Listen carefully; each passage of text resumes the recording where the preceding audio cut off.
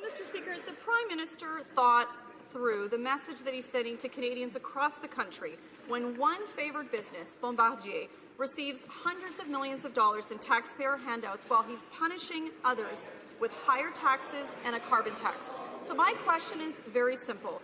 Does he plan to also bail out the dry cleaning shop in Fort McMurray or a diner in Stratford that's gone out of business because of his bad decisions? The Right Honourable Prime Minister.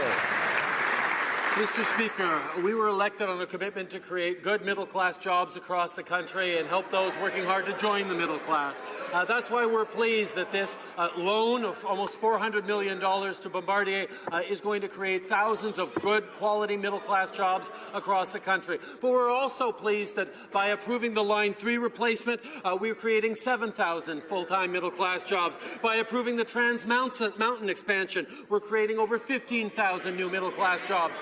We are working right across the country, including investing $1.3 billion in Alberta infrastructure alone, because we know creating good jobs and growth matters. The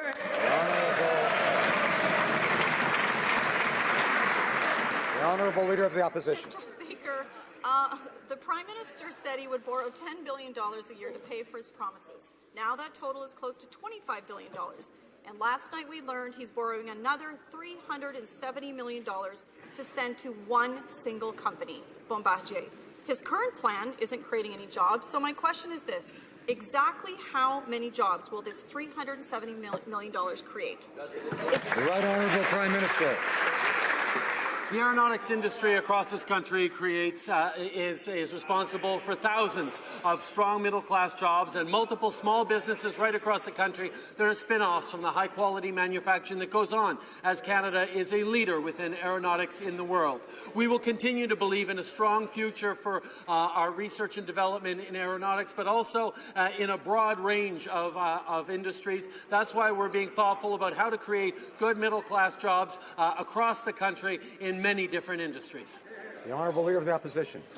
Okay, Mr. Speaker, wait a second. The Prime Minister wrote a check for $370 million to a single company, and he didn't get assurances from them that they would hire one single new worker. Mr. Speaker, I really hope he gets a new negotiating team before he sits down with President Trump and talks about how we are screwed.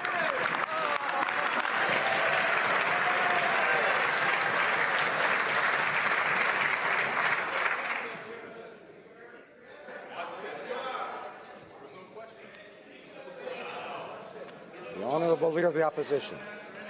No answer. I'll make note that the Prime Minister was speechless. Mr. Speaker, so let's be clear about what's happening today. The Prime Minister is handing a giant corporation $370 million and forcing taxpayers across the country to pay for it with a massive new carbon tax. He's making life easier for a multi-billion-dollar corporation who said they didn't need the money, while making it harder for people, ordinary taxpayers, families, and business owners. Can he please explain to us, one last time, how this makes any sense? The Right Honourable Prime Minister. Mr. Speaker, by making a loan to Bombardier of close to $400 million, we're investing in research and development here in this country, creating thousands of good new middle-class jobs in a growth industry that's going to continue to demonstrate how competitive Canada can be in the world. We continue to be focused on innovation and research that's going to lead to good jobs for Canadians. In a world that is changing, we need to make sure that Canadians can continue to compete at the highest levels because I know we're capable of it and we're demonstrating it every single day. This member from Alberta asked the Prime Minister an important question about jobs, and I bet if it was 290,000 jobs in Toronto, he'd get up and answer it. Mr. Speaker, job losses are at an all-time high in Alberta, considering we probably won't see him again. The least he could do is respect Albertans, respect this member of Parliament, and get up and answer her question.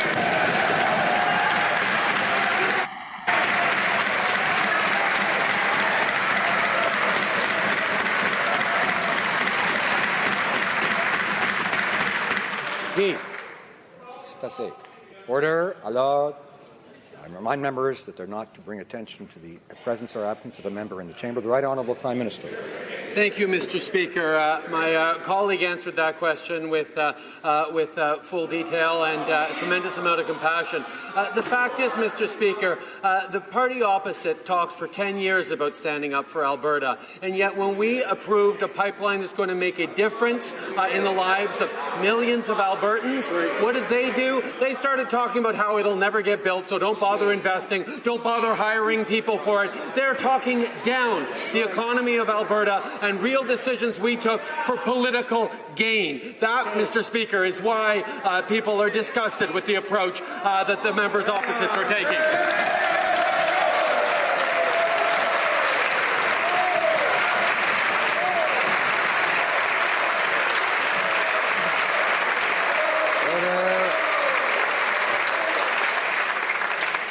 Order. Where's Santa Claus when I need him? The Honourable Leader of the Opposition. Mr. Speaker, there's the Liberal arrogance that Albertans have come to expect from this Prime Minister. This Alberta MP asked a very good question about jobs. If it was 290,000 jobs in Toronto, he would have been paying attention and he would have answered the question. She deserves the respect. Albertans deserve the respect. Why doesn't he get up, do the right thing, and give the people of Vegreville their jobs back?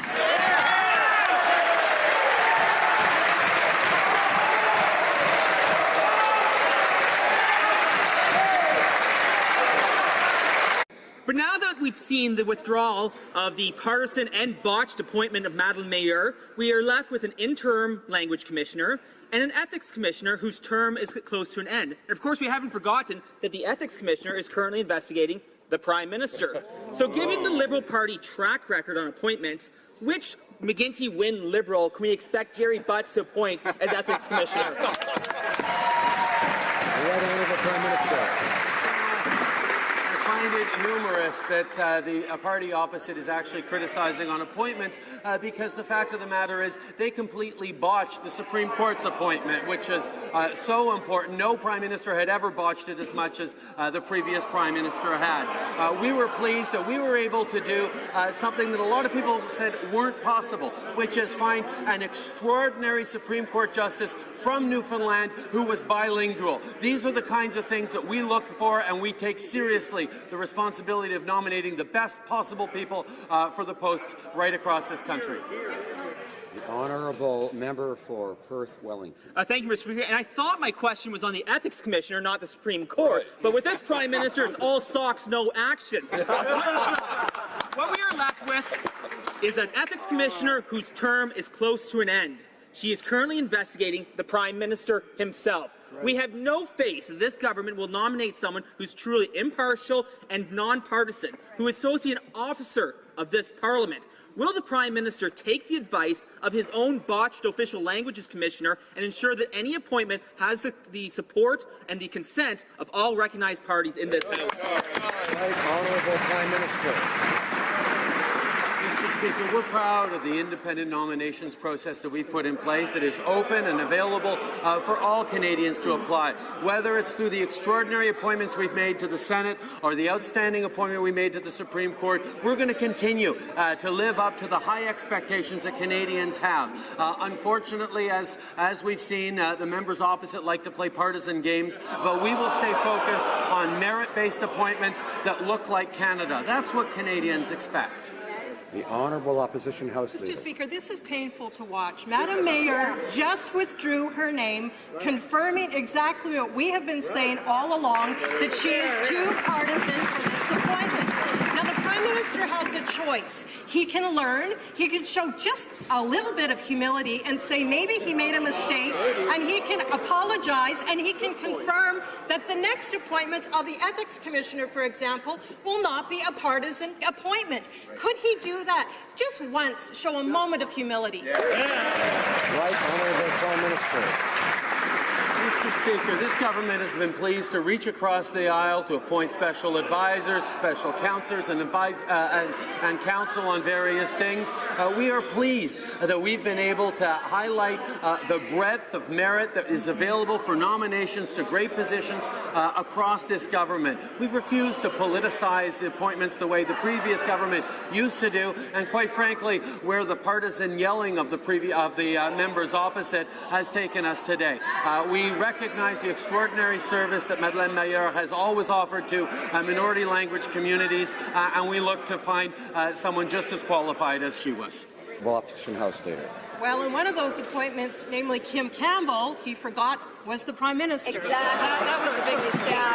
Mr. Speaker, on this appointment, the Prime Minister has embarrassed the Heritage Minister, he's embarrassed himself, and Madame Meilleur has had to withdraw her name from this process. We are asking the Prime Minister for a very simple commitment, because frankly he can't be trusted on this. Will he commit to Canadians that appointments for officers of Parliament will not be political, especially the Ethics Commissioner who's investigating him at this moment? Right Honourable Prime Minister. Mr. Speaker, after 10 years of Stephen Harper's government, Canadians needed an approach that was less partisan, more based on merit, more based on...